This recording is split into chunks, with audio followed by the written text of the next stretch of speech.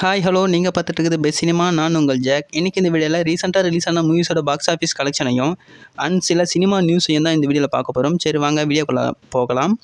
Starting with Madhagaja ராஜா. இந்த movie last 14 டேஸில் 54 crore collect பண்ணியிருக்கு வேர்ல்டு வைடாக. நெக்ஸ்ட் மணிகண்டன் ஆக்டிங்கில் ரிலீஸ் ஆன குடும்பஸ்தான் மூவி டே 1ல் 1 crore கலெக்ட் பண்ணியிருந்தது.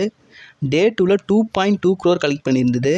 அண்ட் டே 3 ஆன நேற்று 3.15 crore கலெக்ட் பண்ணி இது வரைக்கும் வேர்ல்டு வைடாக 6.35 crore கலெக்ட் பண்ணியிருக்கு.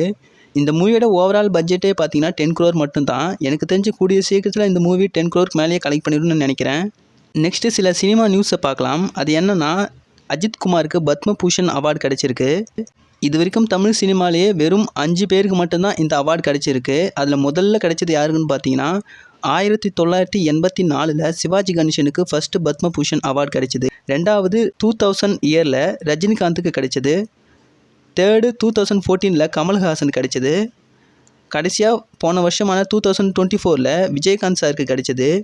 இப்போது 2025 அஜித்குமாருக்கு கிடைச்சிருக்கு.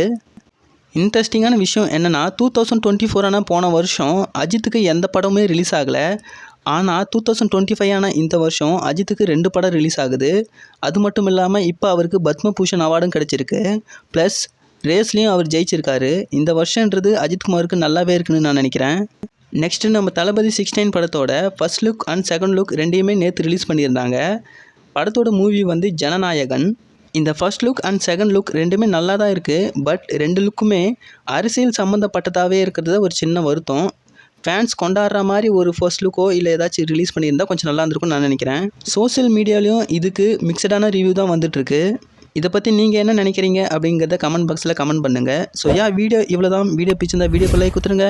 மேலும் இது மாதிரியான சினிமா அப்டேட்ஸ்க்கு நம்ம பெஸ்ட் சினிமா சேனலை மறக்காமல் சப்ஸ்கிரைப் பண்ணி வச்சுங்க. Until then bye from jack.